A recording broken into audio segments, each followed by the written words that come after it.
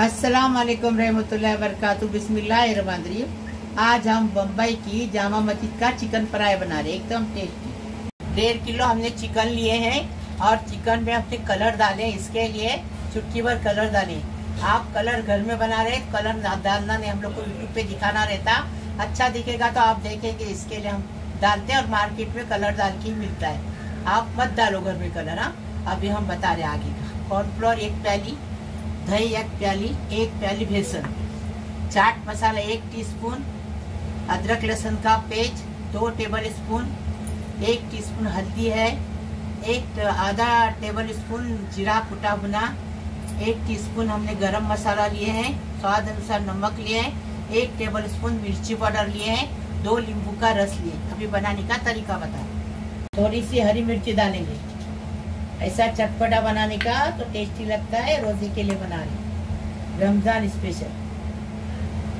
रमजान के पहले इसलिए बता रहे कि आप फटाफट बनाएंगे रोजा नमाज, उसके बाद ये बनाने का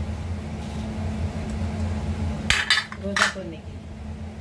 ये देखो, अभी ये 2 नींबू का रस डाल दिए, बेसन डाल दिए, दही डाल दिए, कॉर्नफ्लोर। अच्छे से इसको मिक्स करने का। अच्छे से मिक्स किया। इसमें अंडा भी जाता है, हम अंडा नहीं डाल रहे, बहुत खर्चा होता है इसके लिए हम अंडा नहीं डाल रहे।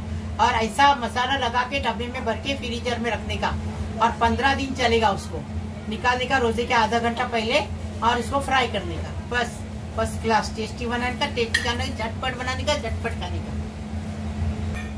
इसको पूरी रात रख सकते हैं। हाँ, तो टेस्ट और बढ़ेगा। हम 1 ही घंटा रखेंगे। 1 घंटा हो गया। अभी इसको हम फ्राई करके बता रहे, गरम तेल में फ्राई करते 5 गैस पे। झटपट पकता है चिकन, तो पकने के लिए टाइम नहीं लगता। ऐसा बना के डब्बा भर के फ्रीजर में रखो, रोजे में तो बना के खाओ थोड़ा थोड़ा करके। टेस्टी भी बनता है, झटपट बनता है। अभी इसको अलट पलट करके अच्छे से कुरकुरी फ्राई करेंगे। अभी हम पलटी कर रहे हैं, 5 मिनट एक तरफ से, 5 मिनट एक तरफ से।